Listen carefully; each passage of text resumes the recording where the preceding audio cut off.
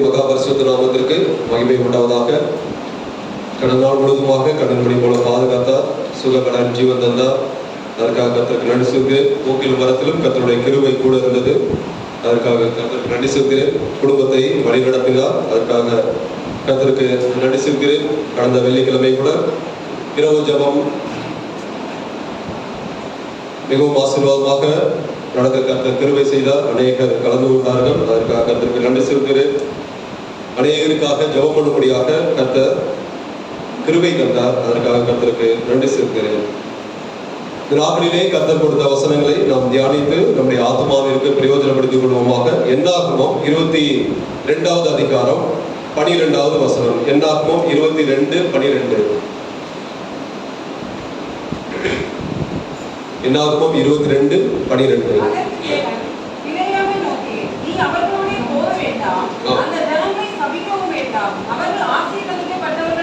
அவர்கள் ஆசீர்வதிக்கப்பட்டவர்கள், தேவனால் ஆசீர்வதிக்கப்பட்ட ஜனங்கள் இஸ்ரவேல் ஜனங்கள்.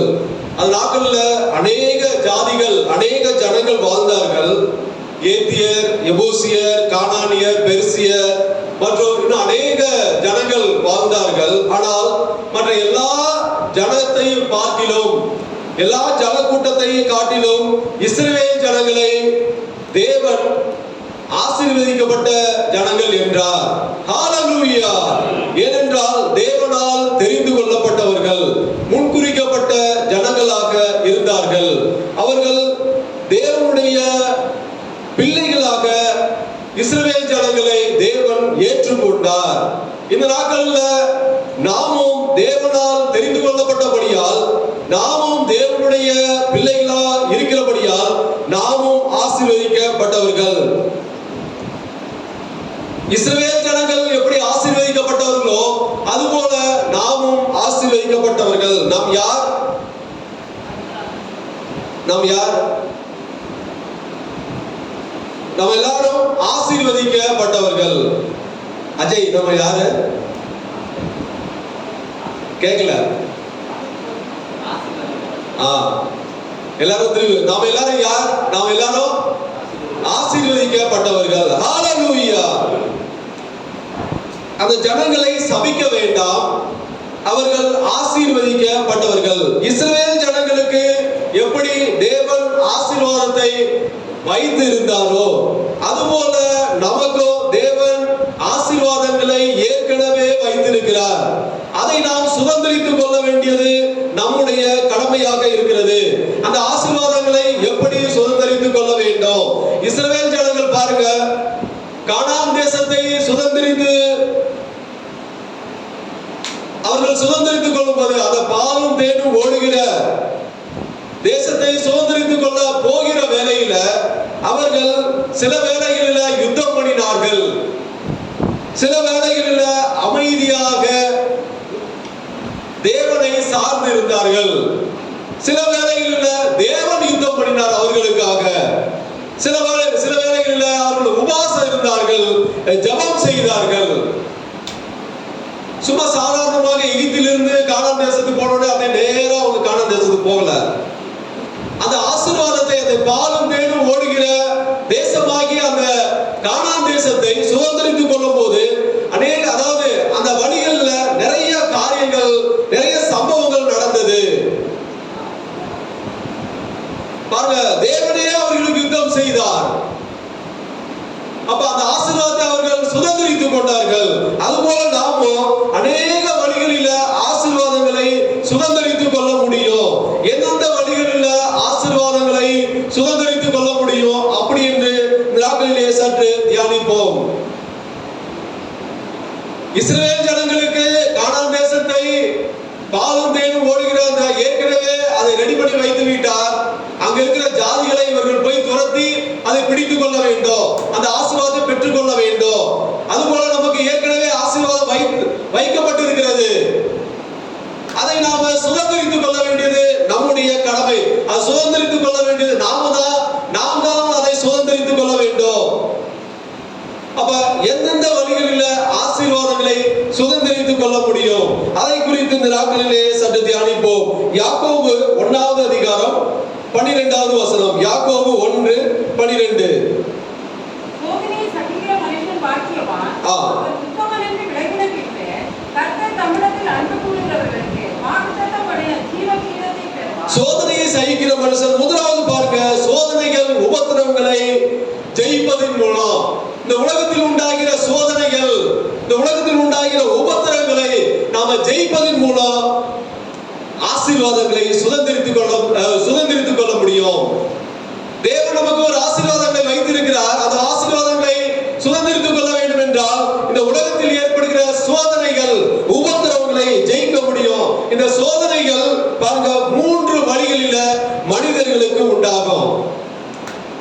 நாம் இந்த உலகத்துல வாழ்கிறோம். சோதனை இல்லாத மனுஷன் கிடையவே கிடையாது. அப்ப இந்த உலகத்துல வாழும் போது 3 வழியில் மனிதர்களுக்கு சோதனை உண்டாகும். முதலாவது, மனிதர்கள் மூலமாக மனிதர்களுக்கு சோதனை உண்டாகும். இரண்டாவது, சாத்தான் மூலமாக மனிதர்களுக்கு சோதனை உண்டாகும். மூன்றாவது, தேவன் மூலமாக மனிதர்களுக்கு சோதனை உண்டாகும். முதலாவதாக மனிதர்கள் மூலமாக. யோவான் 16வது அதிகாரம் 33வது வசனம். யோவான் 16:33. என்னிடத்தில் உங்களுக்கு சமாதானம் உண்டாயிருக்கும் பொருட்டு இவைகளை உங்களுக்கு சொன்னேன்.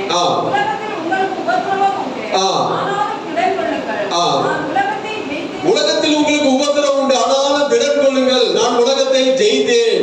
முதலாவது பாருங்க, கர்த்தராகிய இயேசு கிறிஸ்துவுக்கு மனிதர்கள் மூலம் வந்த சோதனை, மனிதர் மூலமாக அவர்கள், அதாவது இயேசுவானவர் அநேக சோதனைகள் அவருக்கு வந்தது. அந்த சோதனைகளை இயேசுவானவர் ஜெயித்தார்.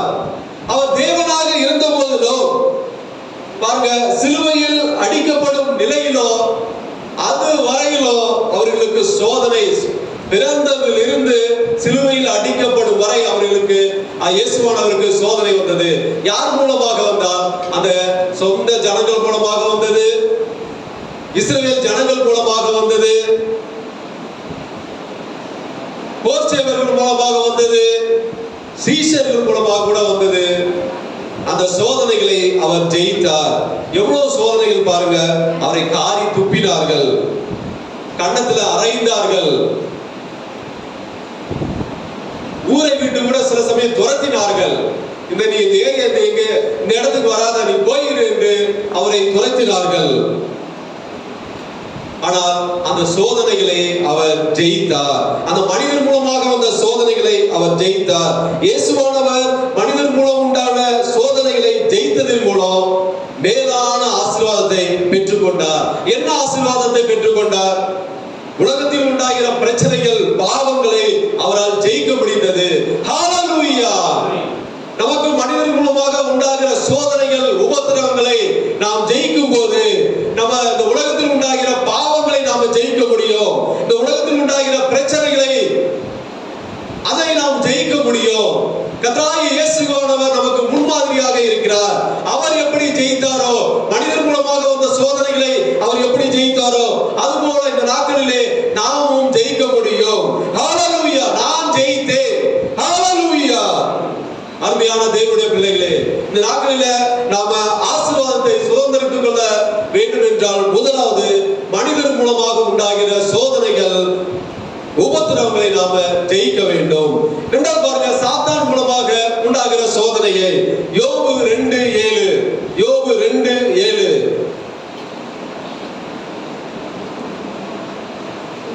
அப்பொழுது சாத்தான் கர்த்தருடைய சந்ததியை விட்டு புறப்பட்டு யோபின் உள்ளங்கால் தொடங்கி அவன் உச்சந்தலை மட்டும் கொடிய பற்களால் அவனை வாதித்தான். கொடிய பற்களால் சாத்தான் பாருங்க, அவன் மூலமாக ஒரு சோதனை வருகிறது. சாத்தான் மூலமாக அந்த சோதனையை யோபுவானவர் ஜெயித்தார். யோபு ஜெயித்ததற்கு அடையாளம் என்ன? யோபு தன் உதடுகளினால் தேவனை தூஷிக்கவில்லை. பாருங்க, சாத்தான் எவ்வளவோ சோதனைகளை கொடுத்தான். ஆனா அது எப்படி ஜெயித்தார் என்றால் தேவனை தூஷிக்கவில்லை. சாத்தான் ரொம்ப தந்திரமானவன். அவனோட காரியம் எப்படின்னா, நம்மை கொண்டு தேவனை தூஷிக்க வேண்டும் அல்லது தேவனை விட்டு விலக வேண்டும். இதுதான் அவனுடைய தந்திரம். அவன் நம்ம டைரக்டாக ஏதாவது செய்ய மாட்டான். முதல்ல என்ன பண்ணுவான் என்றால், முதலாவது நாம தேவனை தூஷிக்கும்படியாக ஏதாவது கிரியை செய்வான். நமக்கு ஏதாவது இந்த நாட்கள் ஏதாவது வந்துருச்சுன்னா பாருங்க, முதல் காரியம் என்ன சொல்றோம்? என்ன ஆராதனைக்கு போய் வாரம் போற பிரச்சனை, கவலை, எனக்கு ஆசீர்வாதம் இல்லை, எனக்கு சுகம், என்னோட சுகம், நான் பலவீனமாக இருக்காது, மாறவே இல்லை. என்ன தேவனுக்கு கண்ணு, அதுதான் நம்மளுடைய முதல் வார்த்தை வரும். அப்ப சாத்தான் எப்படி பண்ணுவான் என்றால், முதலாவது அவன் தேவனை தூஷிக்கும்படியாக நம்மை ஏவுவான். ஆனால் யோபுக்கு வந்த சோதனை அவர் ஜெயித்தார். எப்படி ஜெயித்தார் என்றால், தன் உதடுகளினால் தேவனை தூஷிக்கவில்லை. அதனால என்ன ஆசீர்வாதத்தை பெற்றுக்கொண்டார் பாருங்க. 2 2 மடங்கு ஆசீர்வாதம் உண்டானது. ரெட்டிப்பான ஆசீர்வாதம். சாத்தான் மூலம் உண்டாகிற சோதனைகள், உபத்திரவங்களை நாம் ஜெயித்தால் ரெட்டிப்பான ஆசீர்வாதம் நமக்கு உண்டாகும். ஹalleluya. மூன்றாவது பாருங்க, தேவன் மூலமாக ஒரு சோதனை வருகிறது. ஆதியாகமம் 22:1. ஆதியாகமம் 22:1. இந்த காரியங்கள் நடந்த பின்பு தேவன் ஆபிரகாமை சோதித்தார். எப்படி எனில், அவர் அவனை நோக்கி, ஆபிரகாமே என்றார். அவன் இதோ அடியேன் என்றார். பாருங்க, ஆபிரகாமை சோதித்தார். தேவன் சோதிக்க மாட்டார் என்று நாம ஒரு இடத்துல நாம வாசிக்கிறோம். மனிதரை அவர் சோதிப்பதில்லை என்று. ஆனா இந்த இடத்துல பாருங்க, ஆபிரகாமை சோதித்தார். ஏனென்றால் நீங்க 21வது அதிகாரத்துல நீங்க பார்த்தீங்க என்றால், அந்த இஸ்மவேல, அந்த ஆகார வீட்டை விட்டு துரத்திடுவாரு. துரத்தினோட, அதாவது சாரா சொன்ன நிமித்தமாக வீட்டை விட்டு துரத்தி விடுவார். அப்ப இவருக்கு அந்த வழி தெரியணும்ல. ஆபிரகாமுக்கு அந்த நீ என்னோட, அதாவது உன் ஏக சுதனும் உன் புத்திரனை எனக்கு பலி கொடு, அப்ப உன்னுடைய குழந்தைய நான் கேட்கிறேன் அப்படின்னு அவர்களுக்கு எப்படி அந்த வழி இருந்திருக்கும்? அந்த ஆகாருக்கு எப்படி வழி இருந்திருக்கும்? குழந்தையோடு துரத்தி விட்டாங்கல்ல. அது போல இவரையும் ஒரு சோதனை செய்கிறார். அதாவது தேவன் ஆபிரகாமை சோதித்தார். பாருங்க, தேவன் கொடுத்த அந்த சோதனையை ஆபிரகாம் ஜெயித்தார். ஹalleluya. அதன் மூலம் மறுபடியும் அவர் ஈசாக்கை பெற்றுக்கொண்டார். எப்படி என்றால், தேவன் ஆபிரகாம் தேவனை விசுவாசித்தார். விசுவாசத்தின் நிமித்தமாக அந்த தேவன் கொடுத்த சோதனையை ஆபிரகாம் ஜெயித்தார். அவருக்குரிய என்ன ஆசீர்வாதம் இருந்து பாருங்க. அந்த தேவன் கொடுத்த சோதனையை ஆபிரகாம் ஜெயித்ததினால் பாருங்க, இருக்கிறதை இழந்து போகாமல் மறுபடியும் பெற்றுக்கொள்ளக்கூடிய ஆசீர்வாதம். ஏற்கனவே ஈசாக்கு இருந்தார், இருக்கிறதை அவர் இழந்து போகவில்லை, மறுபடியும் அதை பெற்றுக்கொண்டார்.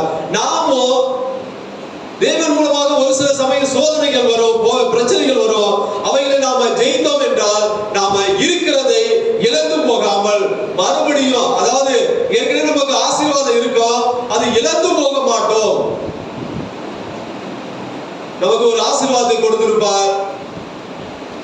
அந்த சோதனை வரும்போது நாம ஜெயிக்க, அதாவது அந்த சோதனையில நாம ஜெயிக்கவில்லை என்றால் இருக்கிற ஆசீர்வாதம் போய்விடும்.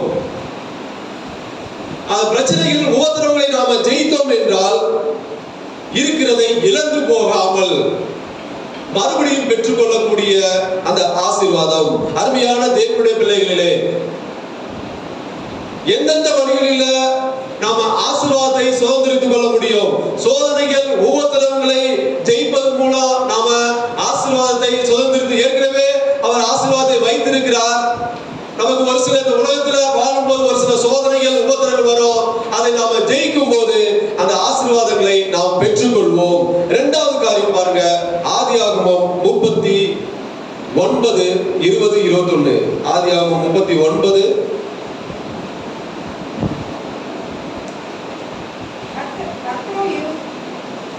ஆதியாகமம் 39:20-21. யோசேப்பின் எஜமான் அவனை பிடித்து ராஜாவின் கட்டளையால் காவலில் வைக்கப்பட்டவன் இருக்கும் சிறைச்சாலையிலே அவனை ஒப்புவித்தார். அந்த சிறைச்சாலையில் அவன் இருந்தான். கர்த்தரோ யோசேப்போடே இருந்து அவன் மேல் கிருபை வைத்து சிறைச்சாலை தலைவனுடைய தயவு அவனுக்கு கிடைக்கும்படி செய்தார். இரண்டாவது பாருங்க, பரிசுத்தமாய் வாழ்வதன் மூலம் நாம நமக்கு வைத்திருக்கிற ஆசீர்வாதங்களை சுதந்திரித்துக் கொள்ள முடியும்.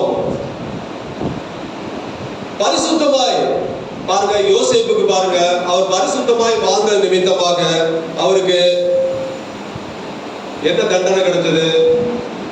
என்ன பரிசுத்தமாய் வாழ்ந்த நிமித்தமாக அவருக்கு சிறைச்சாலை கிடைத்தது. ஆமா, அவர் அந்த சிறைச்சாலை, அதாவது அந்த பாவத்தை விட்டுட்டு ஓடி போயிட்டாரு. ஓடி போன நிமித்தமாக எங்க கொண்டு போட்டாங்க? போய் சிறைச்சாலையில கொண்டு போட்டாங்க. அருமையான தேவனுடைய பிள்ளைகளை, இந்த நாட்களிலே நம்ம எல்லா உலகத்து மத்தியில நாம வாழ்கிறோம். ஒரு சில வேலைகளில் நாம பரிசுத்தமா இருக்கும், நம்ம கிண்டல் பண்ணுவாங்க, நம்ம கேலி பண்ணுவாங்க. இவன் எதுக்குமே லாய்க்கு இல்லை அப்படிம்பாங்க.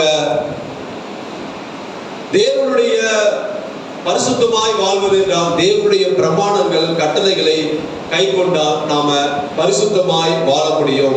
பரிசுத்தமாய் வாழ முடியும். தேவனுடைய கட்டளைகள், தேவனுடைய பிரமாணங்கள் நாம் கை கொள்ளும் போது பரிசுத்தமாக வாழ முடியும். நம்மோடு கூட கர்த்தர் இருப்பார். யோசேப்போடு கூட கர்த்தர் இருந்தது போல நம்மோடு கூட கர்த்தர் இருப்பார். நாமும் பரிசுத்தமாய் வாழ்ந்தால் நம்மோடு கூட கர்த்தர் இருப்பார். நம்ம இந்த உலகத்துல பெரிய ஒரு அதிகாரியாக மாற்றுவார், உயர்த்துவார். பாருங்க, பரிசுத்தமாய் வாழ்வதன் மூலம் என்ன ஆசீர்வாதம், நம்ம ஒரு பெரிய ஒரு அந்தஸ்துல உயர்த்துவார். அருமையான தேவனுடைய பிள்ளைகளே, வாலிபர்களாகிய நீங்கள் பரிசுத்தமாக உங்களுடைய வாழ்க்கையை நீங்கள் பாதுகாத்துக் கொண்டால் ஒரு நாளிலே உங்களை பெரிய ஒரு ஸ்தானத்திலே பெரிய அதிகாரியாக உயர்த்துவார். ஹல்லேலூயா. இந்த வயசுல ஏனோதானம் என்ற வாழ்க்கை வாழாதீங்க. நான் திரும்ப வாலிபர்களுக்கு சொல்லுகிறேன், நீங்க இந்த நாட்கள்ல கர்த்தருக்கு பரிசுத்தமாய் வாழ்ந்தீங்கன்னா ஒரு நாள் உங்களை ஒரு பெரிய ஒரு ஸ்தானத்திலே இந்த உலகத்துல எல்லாருக்கும் ஒரு அதிகாரியாக, ஒரு மேன்மை உள்ளவராக இறைவன் மாற்றுவார். இது நடக்கும், கண்டிப்பாக நடக்கும். நீங்க வாழ்ந்து பாருங்க. ஏனோதானம் என்ற வாழ்க்கை வாழாமல் கர்த்தருக்காக நீங்க பரிசுத்தமாய் வாழ்ந்து பாருங்க. கர்த்தர் யோசேப்பை உயர்த்தினார், அதுபோல நம்மையும் உயர்த்துவார், உங்களையும் உயர்த்துவார். பொதுவாக வாலிபர்களை உயர்த்துவார். அதற்கு தேவை நீங்கள் பரிசுத்தமாய் வாழ வேண்டும். மூன்றாவது காரியம் பாருங்க, 2 நாளாகமம் 31வது அதிகாரம் 6வது வசனம். 2 நாளாகமம்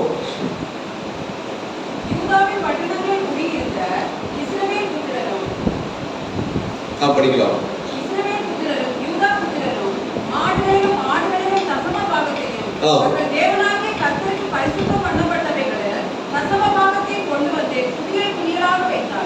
பாருங்க, குவியலாக வைத்தார்கள். மூன்றாவது காரியம் பாருங்க, தேவனுக்கு தசமபாகம் காணிக்கை கொடுப்பதன் மூலம், அதாவது நமக்கு ஒரு ஆசீர்வாதத்தை ஏற்கனவே வைத்திருக்கிறார், அதை நாம சுதந்திரித்துக் கொள்ள வேண்டும் என்றால் இந்த காரியத்தையும் செய்ய வேண்டும்.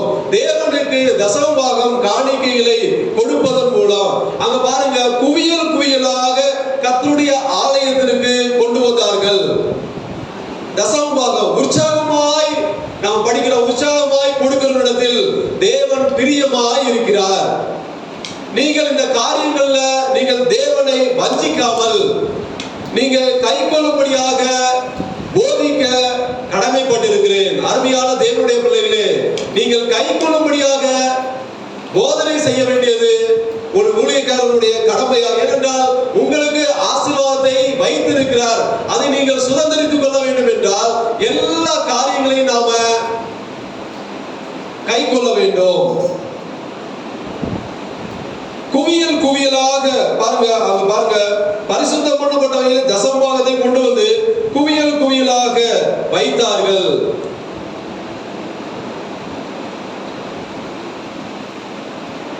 நாம் தேவனை, அதாவது உற்சாகமாய் நாம கொடுக்க வேண்டும். நாம் நினைக்கலாம், நடந்து பழைய கொள்ளம் பாருங்க, தேவனிடத்துல கொண்டு கொடுத்த கர்த்தருடைய ஆலயத்துல கொடுத்தாங்க.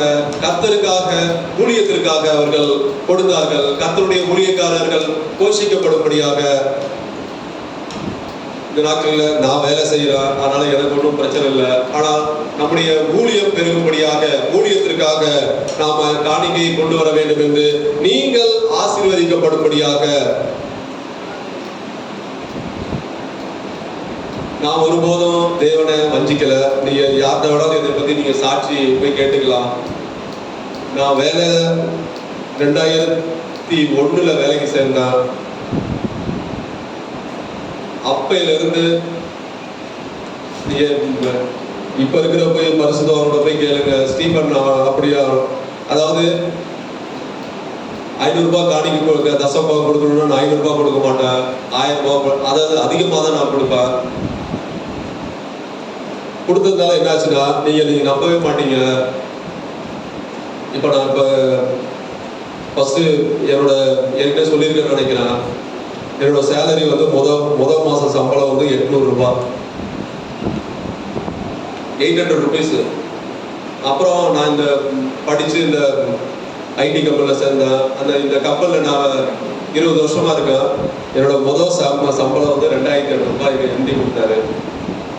நான் என்ன பண்ணுவேன்னா 2800 ரூபாய் நம்ம ஏன்னா தசம்பாகம் 250 ரூபா எடுத்து வைப்பேன். ஆனால் 250 ரூபா எடுத்து வைக்க மாட்டேன். 100 ரூபாய், அதாவது 350 ரூபா எடுத்து வைப்பேன். அப்புறம் என்னோட சேலரி வந்து 4000 ரூபாய் வந்துச்சு. அதில் என்ன பண்ணேன், அந்த ஃபர்ஸ்ட் வருதுல அந்த 4000 ரூபாய், அந்த அப்படியே அந்த ஃபர்ஸ்ட் வர தசம்பாகம் எல்லாத்தையும் சேர்த்து அப்படியே கொண்டு கொடுத்துருவேன். அதில் தசம்பாகம் கொடுக்க மாட்டேன். அதில் அப்படியே 4000 ரூபாய் அந்த முழு சேலரி வருது, அதை அப்படியே வந்து பரிசுத்தவங்களை கொடுப்பேன். அப்புறம் என்னோட சேலரி இன்க்ரிமெண்ட் வந்து 8000 ரூபாய் ஆனிச்சு. 4000லேருந்து அப்படியே ப்ளஸ் ஆனிச்சு. அந்த 8000 வந்துச்சுல, அதை அப்படியே முதல் மாசம் சம்பளத்தை அப்படியே பரிசுத்தவங்களை கொடுப்பேன். அப்புறம் என்னோடது வந்து 12 ஆனிச்சுன்னு நினைக்கிறேன். 12 அதை அப்படியே கொடுத்தேன். அப்புறம் அப்படியே 16, அப்புறம் 23, அப்புறம் அப்படியே 36, அப்படியே டபுளா போய்கிட்டே இருந்தது. 36,000, அப்புறம் 47, அப்படியே 60. நான் என்ன பண்ணுவேன், 60,000 6,000 சம்பளம், 6,000 எடுத்து வைக்க மாட்டேன். நான் தசம்பாகம் 7,000 கொடுப்பேன். காணிக்கையும் வந்து வஞ்சிக்க மாட்டேன். அப்படி இருந்தனால்தான் என்னை மீண்டுமாய் கர்த்தர் ஆசீர்வதித்திருக்கிறார். ஹல்லேலூயா. உற்சாகமாய் கொடுக்கிற இடத்தில் பிரியமாய், தேவன் பிரியமாய் நீங்க கொடுத்து பாருங்க. உடனே நம்ம ஊழியக்காரன் நீங்க இது தப்பா நினைக்கிறோம், உடனே பணம் தான் இப்படி இந்த நாட்கள்ல இப்படிதான் நினைக்கிறாங்க, பண ஆசை வந்துருச்சு அப்படின்னு. அப்படி கிடையாது. என்னை கர்த்தர் ரொம்ப ஆசீர்வதித்து இருக்கிறார். நம்முடைய ஊழியத்திற்காக பயன்படும்படியாக, ஊழியத்துல தேவைகள் சந்திக்கப்படும்படியாக அதை நாம கொடுக்கும் போது கர்த்தர் உங்களை ஆசீர்வதிப்பார். பாருங்க, இதுல என்ன ஒரு பாருங்க, இந்த நீங்க கொடுக்க இந்த காணிக்கை தசம்பாகம் கொடுத்ததுன்னா அதுல என்ன ஒரு ஆசீர்வாதம் பாருங்க. 2 நாளாகும் 31:10 படிக்கலாம்.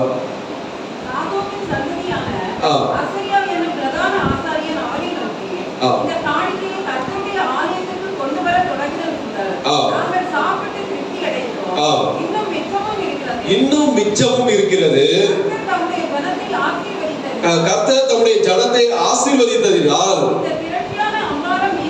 இந்த திரட்சியான அம்பாரம் மீந்து இருக்கிறது. பாருங்க, நீங்கள் கொடுத்தால், நீங்கள் கர்த்தருக்காக கொடுத்தால் கர்த்தர் உங்களை நிறைவாக ஆசீர்வதிப்பார். எக்ஸஸ் ஆக இருக்கும். எங்க இருக்கும்? கர்த்தருடைய ஆலயத்திலே இருக்கும். அதுபோல அதனால் கர்த்தருடைய ஆலயத்துல மீதி இருந்தது. நீங்கள் கொடுக்கும் போது உங்களுக்கும் மீதி இருக்கும்.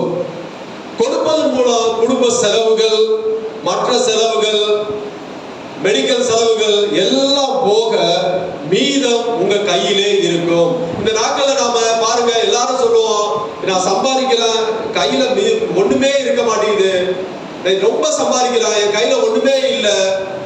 எப்படி இருக்கும்?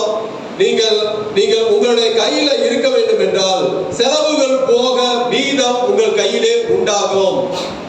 எப்பொழுது என்றால் நீங்கள் தேவனுக்கு தசமபாகம் காணிக்கைகளை கொடுப்பதன் மூலமாக கர்த்தர் உங்களை நிறைவாக ஆசீர்வதிப்பார். நீங்க கொடுத்து பாருங்க, உங்களை ஆசீர்வதிக்கிறார், கண்டிப்பாக ஆசீர்வதிப்பார்.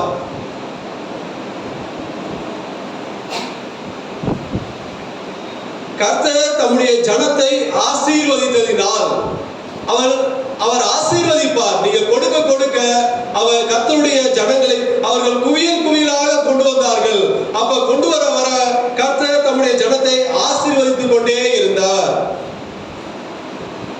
திரட்சியான மரம் மீந்து இருந்தது. கர்த்தருடைய ஆலயத்திலும் மீந்து இருக்கும், உங்களுடைய வாழ்க்கையிலும் மீதம் இருக்கும். செலவுகள், உங்களுக்கு செலவுகள் போக எல்லாம் மீதம் இருக்கும். தேவையற்ற செலவுகள் இருக்காது. ஹல்லேலூயா. இப்ப பாருங்க, தேவனுக்கு தசமபாகம் காணிக்கை கொடுப்பதன் மூலம் தேவன் ஒரு ஆசீர்வாதத்தை வைத்திருக்கிற ஆசீர்வாதத்தை நாம சுதந்திரித்துக் கொள்ள முடியும். என்ன ஆசீர்வாதம்? செலவுகள் போக நம்முடைய வாழ்க்கையிலே நம்ம குடும்பத்திலே மீதம் இருக்கும், எக்ஸஸ் ஆக இருக்கும். நான்காவது காரியம் ஏசாயா 55:3. ஏசாயா 55:3. உங்கள் செவியை சாய்த்து என்னிடத்தில் வாருங்கள், கேளுங்கள், அப்பொழுது உங்கள் ஆத்துமா பிழைக்கும். தாவீதுக்கு அருளின நிச்சயமான கிருபைகளை உங்களுக்கு நித்திய உடன்படிக்கையாக ஏற்படுத்தும். தாவீதுக்கு அருளின நிச்சயமான கிருபைகளை உங்களுக்கு நித்திய உடன்படிக்கையாக ஏற்படுத்துவேன். நான்காவது காரியம் பாருங்க, தேவ கிருபையின் மூலம். தேவ கிருபையின் மூலம் நீங்கள் ஆசீர்வாதங்களை சுதந்திரித்துக் கொள்ள முடியும். தாவீதுக்கு அருளின நிச்சயமான கிருபைகளை பாருங்க. அவர் ஆடுகள் பின்னாடி ஓடிக்கொண்டிருந்த, ஏதோ ஒரு மூலையில் ஏதோ ஒரு ஊர்ல வாழ்ந்து கொண்டிருந்த மனிதனை தெரிந்தெடுத்து தம்முடைய ஜனங்களை ஆளும்படியாக, தம்முடைய ஜனங்களை மேய்க்கும்படியாக ராஜாவாக உயர்த்தினார். ஏதோ ஒரு மூலையில வாழ்ந்தார். ஏதோ ஆடுகளை ஓட்டிக்கிட்டு பின்னாடியே ஓடிக்கிட்டு இருந்த ஒரு மனிதர், அவருக்கு தெரியுமா நான் ராஜாவாக ஏற்படுத்துவேன் என்று, ராஜாவாக மாறுவேன் என்று தெரியாது. ஆனால் தேவ கிருபை தாவீதோடு இருந்தபடியால், தேவ கிருபை தாவீதுக்கு அளவில்லாமல் இருந்தபடியால் ஆசீர்வாதத்தை சுதந்திரித்துக் கொண்டார். அதனால் பாருங்க, தாவீது சொல்கிறார் பாருங்க, சங்கீதம் 36:7. சங்கீதம் 36:7.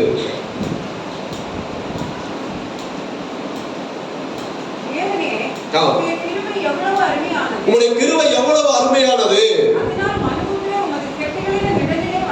அதனால் மனமுத்திரன் உமது சட்டைகளின் நிலையிலே வந்தடைகிறார். தேவனே, உம்முடைய கிருபை எவ்வளவு அருமையானது. உம்முடைய கிருபை, நான் ஆடுகள் பின்னால் ஓடிக்கொண்டிருந்தேன், ஏதோ ஒரு ஊர்ல இருந்தேன், இப்பொழுது என்னை உயர்த்திருக்கிறேன். உம்முடைய கிருபை எவ்வளவு அருமையானது. நம்மிடத்துல தேவ கிருபை இருக்க வேண்டும்.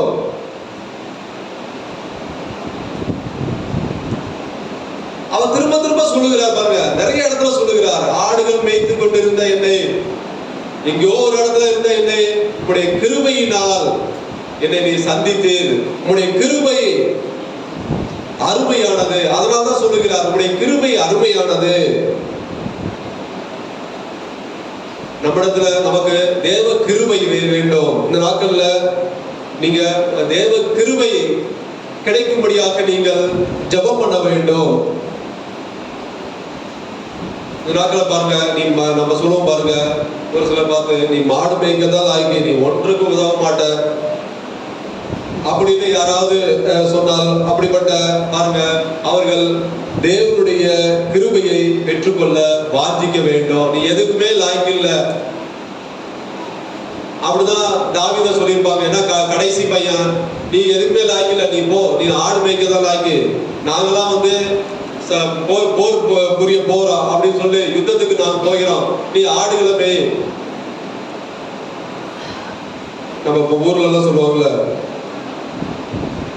போய் மாடு மேய்க்கதாண்டா அது லாய்க்கு அப்படிம்பாங்க தெரியுங்களா.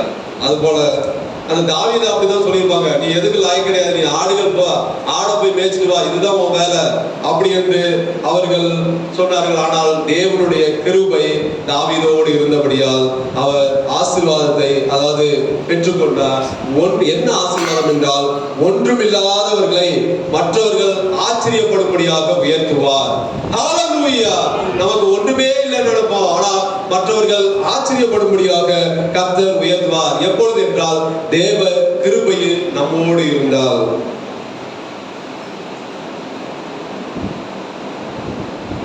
இந்த அடிக்கடி ஜோயல் நம்ம வந்திருக்காங்க, அவங்க அப்பா சொல்லுவாங்க, அவன் படிக்கிறதுக்கு முன்னாடி இவெல்லாம் எங்க சுத்தமா அப்படின்னு படிக்கிற வேணா +1 +2 எப்படி மார்க் எடுப்பான் அப்படின்னு யோசிச்சு கொண்டு இருந்தாங்களாம்.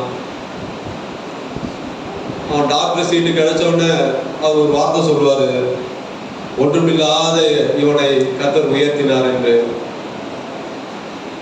அநேகர் இகழ்ந்தார்கள். ஆனா கர்த்தர் இந்த நாட்கள் அவனை டாக்டர் படிக்கும்படியாக கிருபை செய்தார். அடிக்கடி பேசும்போது அவங்க அப்பாட்ட பேசும்போது சொல்லுவார், தேவ கிருபை நம்மோடு இருந்தால் ஒன்றுமில்லாதவர்களை மற்றவர்கள் ஆச்சரியப்படத்தக்கதாக கர்த்தர் உயர்த்துவார். ஹல்லேலூயா. இந்த தேவ கிருபைக்காக நாம பெற்றுக்கொள்ளும்படியாக நாம பிரயாசப்பட வேண்டும். அடுத்ததாக நீதிமொழிகள் 19:17. நீதிமொழிகள் 19:17.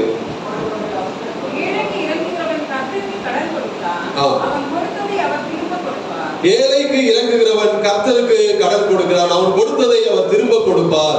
பிரதிபலன் பாராமல் பாருங்க, ஏழைகளுக்கு இறங்குவது போலாம். ஆசீர்வாதத்தை வைத்திருக்கிறார், அந்த ஆசீர்வாதத்தை சுதந்திரித்துக் கொள்ள வேண்டும் என்றால் பிரதிபலன் பாராமல் நாம ஏழைகளுக்கு இறங்குவதன் மூலம், இறங்குதல் என்றால் அதை பாருங்க, அன்பு செலுத்துதல். இறங்குதல் என்றால் கொடுப்பது மாத்திரம் கிடையாது, நல்லா புரிஞ்சுக்கணும். கொடுப்பது, மற்றவர்கள் தேவை கொடுப்பது மாத்திரம் கிடையாது, அவரிடத்துல அன்பு செலுத்துதல், அதுவும் ஒரு இறங்குதல் தான். மற்ற தேவையான நேரங்களில் அவர்களுக்கு உதவி செய்தல், அதாவது பிரதிபலன் பாராமல் உதவி செய்ய வேண்டும். நாம் ஏழைகளிடத்தில் அன்பு செலுத்தினால் தேவன் நம்மிடத்தில் அன்பு செலுத்துவார். அவன் என்ன கொடுத்தானோ மறுபடியும் அவருக்கு இரட்டத்தனையாக கொடுப்பார். பாருங்க, அவன் கொடுத்ததை அவர் திரும்ப கொடுப்பார். நீங்க உதவி செஞ்சீங்கன்னா கர்த்தர் உங்களுக்கு உதவி செய்வார். நீங்கள் மற்றவர்களிடத்துல அன்பு காட்டினா கர்த்தர் உங்களிடத்துல அன்பு காட்டுவார். நீங்கள் மற்றவர்களிடத்துல இரக்கம் வைத்தீர்கள் என்றால் கர்த்தர் உங்கள் மீது இரக்கம் வைப்பார்.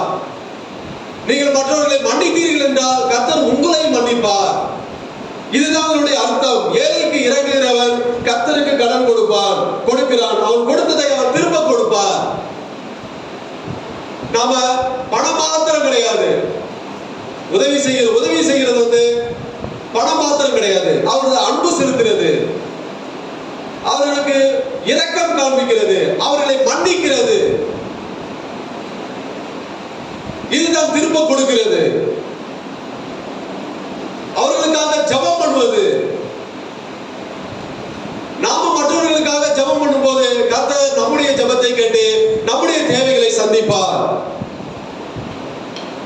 அருமையான தேவனுடைய பிள்ளைகளே, நாம கர்த்தர் நமக்கு திரும்ப கொடுக்க வேண்டும் என்றால் நாம மற்றவர்களிடத்தில் அன்பு செலுத்த வேண்டும், மற்றவர்களுக்கு உதவி செய்ய வேண்டும், மற்றவர்களுக்கு இரக்கம் காண்பிக்க வேண்டும், மற்றவர்களுக்காக ஜெபம் பண்ண வேண்டும். கர்த்தருக்கு கடன் கொடுக்கிறது என்றால் நீதிமொழிகள் 13:8. நீதிமொழிகள் 13:8. மனுஷனுடைய ஐஸ்வர்யம் அவன் பிராணனை மீட்கும், தரித்திரனோ மிரட்டுதலை கேளாதிருக்கிறான். இல்ல, ரோமர் 13:8. சாரி,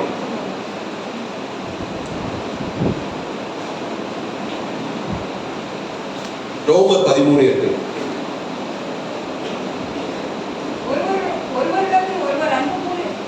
அன்பு கூறுகிற கடனே அல்லாமல் மற்றவர்களும் ஒருவனுக்கும் கடன்படாதிருங்கள்.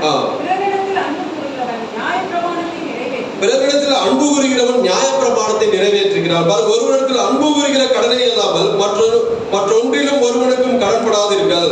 பிறரிடத்தில் அன்பு கூறுகிறவன் நியாயப்பிரமாணத்தை நிறைவேற்றுகிறான். பாருங்க, கர்த்தருக்கு கடன் கொடுக்கிறது என்றால், ஏழைக்கு இருக்கிறவன் கர்த்தருக்கு கடன் கொடுக்கிறான் என்றால் மற்றவர்களிடத்தில் அன்பு கூறுதல். மற்றவர்களிடத்தில் அன்பு கூறும்போது கர்த்தரிடத்திலே நாம கர்த்தருக்கு கடன் கொடுக்கிறவராக இருக்கிறோம். பிறரிடத்தில் அன்பு கூறுகிற நியாயப்பிரமாணத்தை நிறைவேற்றுகிறோம். நாம நியாயப்பிரமாணத்தை நிறைவேற்றுகிறோமா?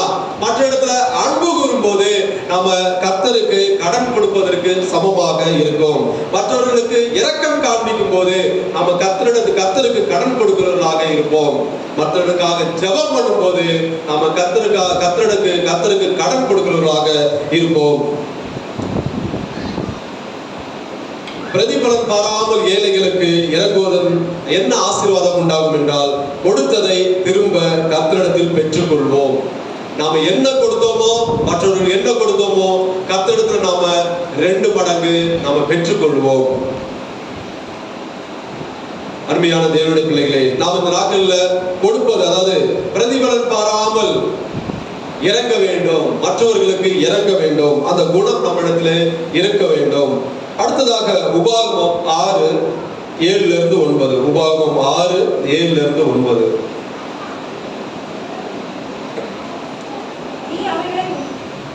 படிக்கலாம்.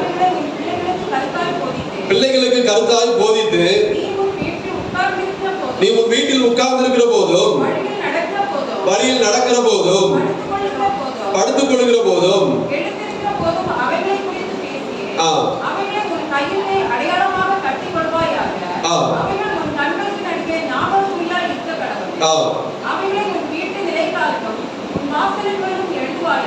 நீ அவைகளை உன் பிள்ளைகளுக்கு கருத்தாய் போதித்து நீ உன் வீட்டில் உட்கார்ந்து இருக்கிற போதும், வழியில் நடக்கிற போதும், படுத்துக் கொள்ளுகிற போதும், எழுந்து இருக்கிற போதும் அவைகளை குறித்து பேசி.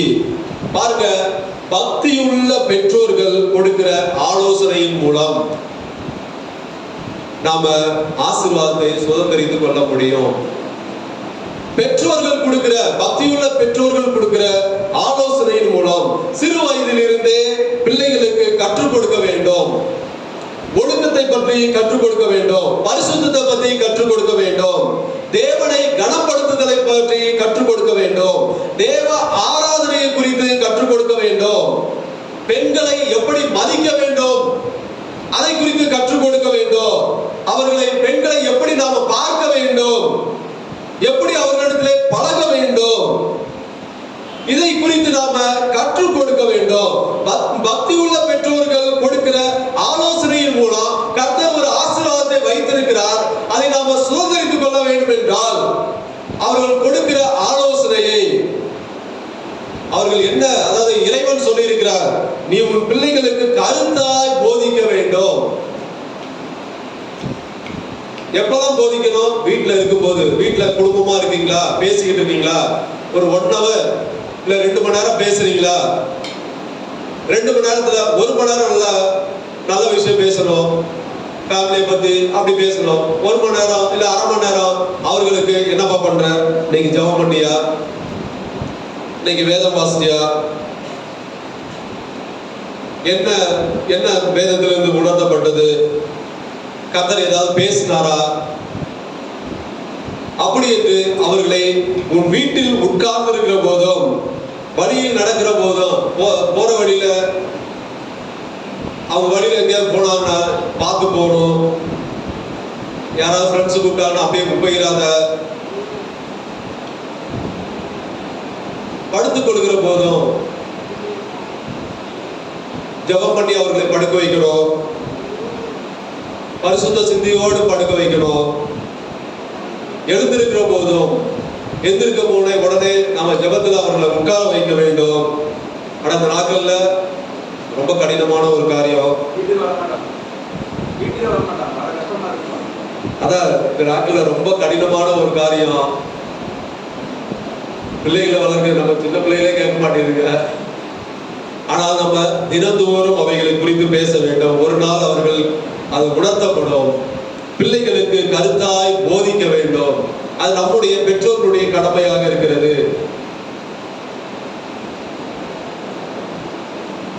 சில வேளைகளில் அதாவது கண்டிக்க வேண்டும், அவர்கள் கை கொள்ளும்படி கண்டிக்க வேண்டும். நாம கண்டிக்கிறது என்றால் உடனே ஆவேசமா அப்படி பண்ணக்கூடாது. அவர்கள் கை கொள்ளும்படி அவர்கள் சபையில் பார்த்து அவர்களுக்கு போதனை கொடுக்க வேண்டும். அருமையான தேவனுடைய பிள்ளைகளே, இப்படி பக்தியுள்ள பெற்றோர்கள் கொடுக்கிற ஆலோசனை மூலம் என்ன ஆசீர்வாதம் உண்டாகும் என்றால் சந்ததிகள் ஆசீர்வதிக்கப்படும். நம்முடைய சந்ததிகள் ஆசீர்வதிக்கப்படும். வாலிபர்கள் கண்டிப்பாக நம்முடைய பெற்றோர்கள் சொல்லுகிறத கேளுங்க. அவர்கள் கொடுக்கிற ஆலோசனைகள் ஒரு சில வேளைகள் நமக்கு ரொம்ப இதா இருக்கும். ஆனாலும் அந்த நேரத்துல நமக்கு கோபமா வரும். நம்ம என்னடா தூங்குற நேரத்துல உட்கார்ந்து இப்படி பைபிள் படி ஜெபம் பண்ணு, பைபிள் படி ஜெபம் பண்ணு. இல்ல பிராங்க்லின், அருமையான தேவனுடைய பிள்ளைகளே, அவர்கள் கொடுக்கிற ஆலோசனை கடினமானவர்கள் இருந்தாலும் கூட அவர்கள் நம்முடைய சந்ததியை ஆசீர்வதிக்கப்படக்கூடியாக அவர்கள் கொடுக்கிற ஆலோசனையை நாம் கேட்க வேண்டும். அந்த ஆசீர்வாதங்களை நாம் சுதந்திரித்துக் கொள்ள வேண்டும். நீதிமொழிகள் 10:6. நீதிமொழிகள் 10:6. நீதிமானுடைய சிரசு மேல் ஆசீர்வாதங்கள் தங்கும், கொடுமையோ துன்மார்க்கனுடைய வாயை அடைக்கும். நீதிமானுடைய சிரசின் மேல் ஆசீர்வாதங்கள் தங்கும். மேலே சொன்ன அதாவது ஆசீர்வாதங்கள் நம்மிடத்தில் நிலையாக இருக்க வேண்டும் என்றால், சோதனைகள் உபத்திரவங்களை ஜெயிக்க முடியும், அதாவது நாம ஜெயிக்க வேண்டும் என்றால் மனிதன் மூலமாக, அதாவது இந்த உபத்திரவங்கள் மனிதன் மூலமாக உபத்திரவங்கள் வரும். அதை அந்த உபத்திரவங்களை ஜெயிக்க வேண்டும் என்றால், அந்த ஆசீர்வாதத்தை நாம் பெற்றுக்கொள்ள வேண்டும் என்றால், அதிகாரியாக நாம் உயர்த்தப்பட வேண்டும் என்றால், கொடுத்தது போக மீதம் நம்முடைய குடும்பத்திற்கு இருக்க வேண்டும் என்றால், ஒன்றுமில்லாதவர்களை மற்றவர்கள் ஆச்சரியப்படத்தக்கதாக உயர்த்தப்பட வேண்டும் என்றால், நாம கொடுத்ததை திரும்ப கர்த்தரிடத்தில் பெற்றுக்கொள்ள வேண்டும் என்றால், நம்முடைய சந்ததி ஆசீர்வதிக்கப்பட வேண்டும் என்றால், இப்படிப்பட்ட ஆசீர்வாதங்களை நாம் நம்மிடத்தில் நிலையாக இருக்க வேண்டும் என்றால் நீதிமானாய் வாழ வேண்டும். நீதிமானுடைய சிரசின் மேல் ஆசீர்வாதங்கள் தங்கும். அது எங்கேயும் போகாது. நீதிமானுடைய சிரசு நிலையாக இருக்கும். நாம நீதிமானாய் வாழ வேண்டும். இந்த ஆசீர்வாதங்கள் இருந்தோம் நாம பாவியாக வாழ்ந்தால் அந்த ஆசீர்வாதங்கள் தங்காது. துன்மார்க்கனுடைய இரக்கமும் கொடுமையே என்று நீதிமொழிகள் 12:10 எழுதியிருக்கு பாருங்க.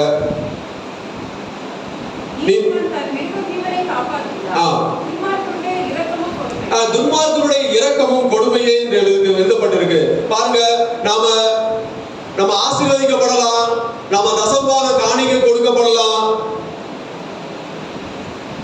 நம்முடைய சந்ததி ஆசீர்வாதமாக இருக்கலாம். ஒன்றுமில்லாத நம்மை உயர்ந்த இடத்துல வைத்திருக்கலாம். இவ்வளவு இருந்தோம் நாம நீதிமானாய் வாழ, அதாவது நீதிமானாய் இல்லை என்றால் அந்த ஆசீர்வாதம் தங்காது. இரக்கமும், நீங்க என்ன உதவி செய்தாலும் துன்மார்க்கனுடைய இரக்கம் கொடுமையே என்று எழுதப்பட்டிருக்கிறது. ஆகவே தேவனுடைய பிள்ளைகளே, தசம்பாக காணிக்கை கொடுத்தாலும் நம்ம நீதிமானாய் வாழ வேண்டும். அப்படி நீதிமானாய் வாழும்போது ஆசீர்வாதம் தங்கும். ஹல்லேலூயா. அருமையான தேவனுடைய பிள்ளைகளே, நமக்கு இறைவன் ஒரு ஆசீர்வாதத்தை, எப்படி இஸ்ரவேல் ஜனங்களுக்கு பாலும் தேனும் ஓடுகிற கானான் தேசத்தை சுதந்திரித்து போகும்போது வழியில அவர்கள் யுத்தம் பண்ணினார்கள். அவர்கள் சில வேளைகளில் அமைதியாக இருந்தார்கள், சில வேளைகளில் தேவன் அவர்களுக்காக யுத்தம் பண்ணினார், சில வேளைகளில் உபவாச ஜபம் இருந்தார்கள். அப்படிதான் அவர்கள் போய் அந்த கானான் தேசத்தை சுதந்திரித்துக் கொண்டார்கள். அதுபோல இந்த நாட்களிலே இறைவன் நமக்கு ஆசீர்வாதங்களை வைத்திருக்கிறார். அதை நாம சுதந்திரித்துக் கொள்ள வேண்டிய வழிகள், சோதனைகள், உபத்திரவங்களை நாம ஜெயிப்பதன் மூலம் அதை சுதந்திரித்துக் கொள்ள முடியும். பரிசுத்தமாய் வாழ்வதன் மூலம் அதை சுதந்திரித்துக் கொள்ள முடியும். தேவனுக்கு கொடுப்பதன் மூலம், தசம்பாக காணிக்கை கொடுப்பதன் மூலம் அதை சுதந்திரித்துக் கொள்ள முடியும். தேவ கிருபையின் மூலம் அதை சுதந்திரித்துக் கொள்ள முடியும். பிரதிபலிப்பாமல் ஏழைகளுக்கு இறங்குவதன் மூலம் அதை சுதந்திரித்துக் கொள்ள முடியும். பக்தியுள்ள பெற்றோர்கள் கொடுக்கிற ஆலோசனை மூலம் அதை சுதந்திரித்துக் கொள்ள முடியும். இது எல்லாவற்றையும் சுதந்திரித்துக் கொள்வதற்கு நாம நீதிமானாய் வாழ வேண்டும். நாம் இந்த நாட்கள்ல நம்ம நீதிமானாய் வாழ்ந்து இந்த ஆசீர்வாதங்களை நாம் பெற்றுக்கொள்வோமாக. கர்த்தர் இந்த வார்த்தைகளை ஆசீர்வதிப்பாராக. ஆமென். ஹல்லேலூயா. சோத்ரம் சோத்ரம் சோத்ரம் சோத்ரம் சோத்ரம் சோத்ரம் சோத்ரம் சோத்ரம் சோத்ரம் சோத்ரம் சோத்ரம் சோத்ரம் சோத்ரம் சோத்ரம் சோத்ரம் சோத்ரம்